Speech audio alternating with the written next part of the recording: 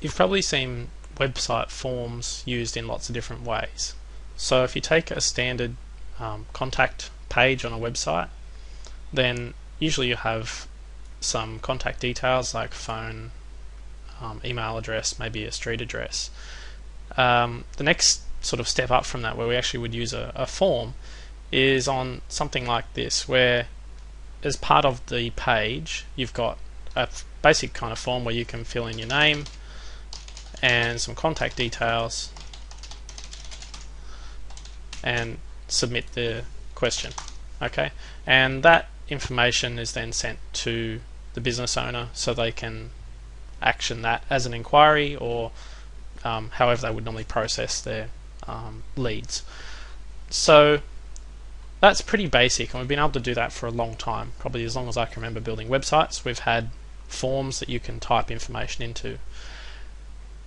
Some of the stuff that we can do now with tools like Gravity Forms in WordPress, it's much more interactive, and you can make decision points in the forms.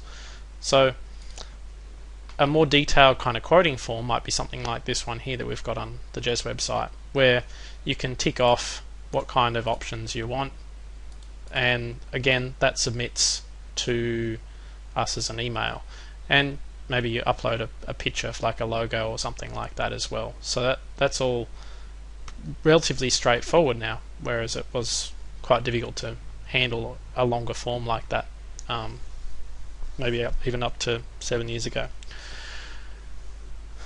A few of the more interesting things that we've been working on lately, which I'll just kind of go over. The Wallsend Winter Carnival needs a form for stall holders to fill in. Now, it doesn't actually process a transaction, although that's possible. We could send them through PayPal to pay for the stall as well. So, and the styling's just basic, but the form is there, so they can fill in their name and all those other normal contact details. Then we get to some decision questions. Now, depending on what people tick is going to change what's on the form. So if I tick retail goods and services, then I get the questions about what size stall I want for retail. If I tick handmade, I get that part, and you can see how it's appearing or not appearing, and same with not-for-profit. Additionally, so if I tick two of those, then I'll get both of them showing up. If I tick food, there's a bit more to fill in because there's some extra regulations and things. And so if I put in, I'll have one of those, and I need 2 electrical outlets, and you can see that the total down here has added up. So at the moment they're just taking bank payments, which is fine. We need them to upload a public liability document, so we can let them upload a file that way. And this is kind of cool. This signature box is still in sort of pre-release, but it actually works okay.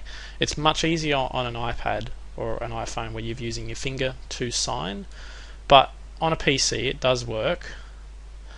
It's just a bit hard to sign with the mouse, but hey, the touchscreens are becoming much more common and people are using iPads. And if you were think about this in a context of maybe you're a mobile consultant or something and you need someone to sign off on an agreement, whether it's for a security system or an electricity bill or whatever it is, they could sign this on your iPad as part of the form, and then you've got signatures is a bit more formalized and probably more legal than just typing their name in, which is what we'd otherwise have to revert to.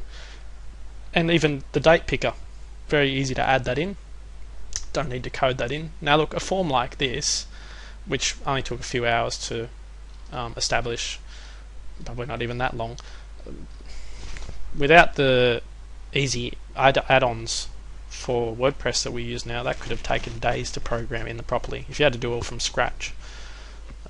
Just depends on what's involved. So, but yeah, that decisional system is quite good. Some other examples of where we've used that.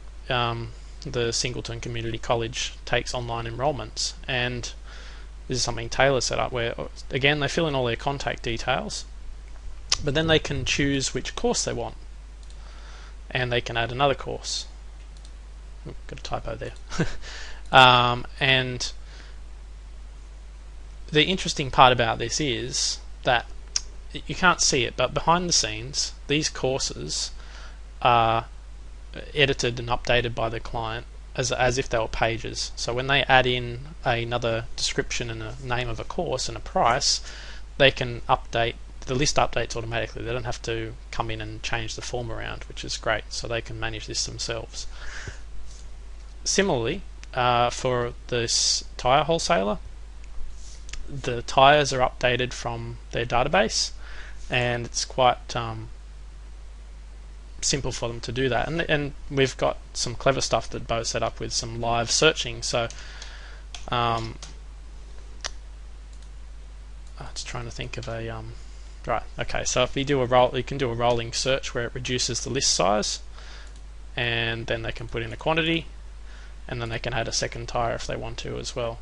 So that's pretty cool. That's just some of the stuff that we can do with the Gravity Forms add-on for WordPress, and I would say just about every website we build, we use this same form system. I've used it for bike ride sites like Loop the Lake, where we've got entries to take, and for any type of inquiry form or quote request form, it's just beautiful the way it works. So it's very simple. So if you've got a WordPress website, easy to add that on, and if you're getting a website set up with us, we can certainly add that in.